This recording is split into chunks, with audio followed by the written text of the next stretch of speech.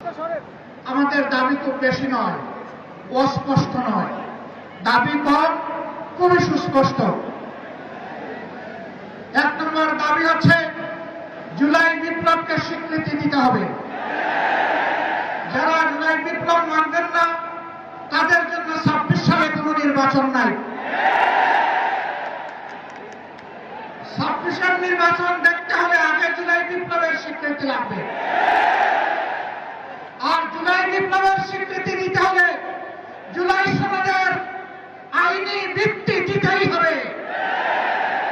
এই আইনি ভিত্তি ছাড়া কোন নির্বাচন অনুষ্ঠান হওয়ার কোন সম্ভাবনা নেই। কখন হবে এই আইনি ভিত্তির গুণাপত্তন?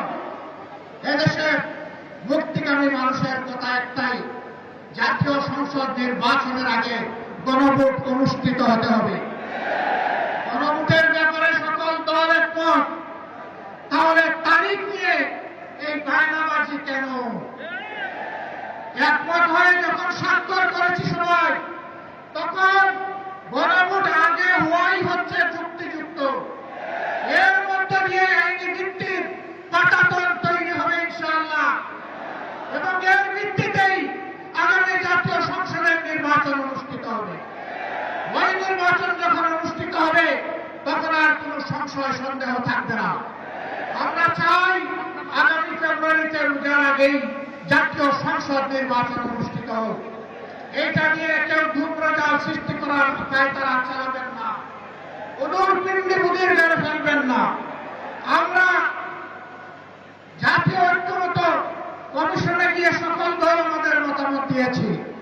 এই আন্দোলনের পক্ষ থেকে গঠনকারে নোট অফ ডিসেন্ট আমরা দেই না।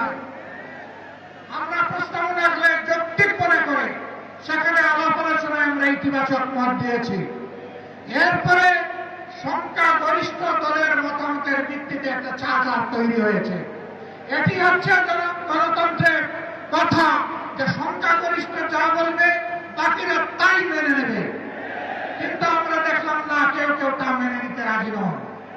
জুলাই সনদেই যদি আপনি গণতন্ত্রের প্রতি শ্রদ্ধা না দেখান, জাতীয় নির্বাচনে আপনি শ্রদ্ধা দেখাবেন কিভাবে?